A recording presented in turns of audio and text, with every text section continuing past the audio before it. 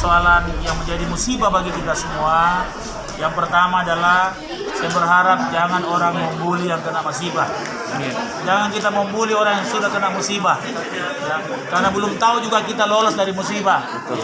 Sekali lagi tuh.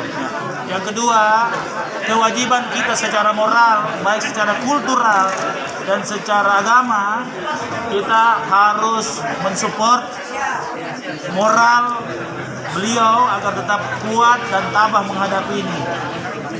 Persoalan hukum itu persoalan lain. Ini persoalan moral. Dan yang ketiga, saya ingin menghimbau kepada seluruh penyelenggara negara yang ada di Kota Makassar untuk mengambil pelajaran yang begitu penting dari peristiwa ini.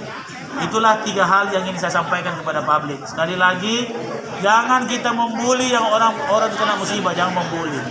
Karena belum tentu kau juga selamat. Seperti itu. Yang kedua tadi kita doakan, yang ketiga ambil pelajaran.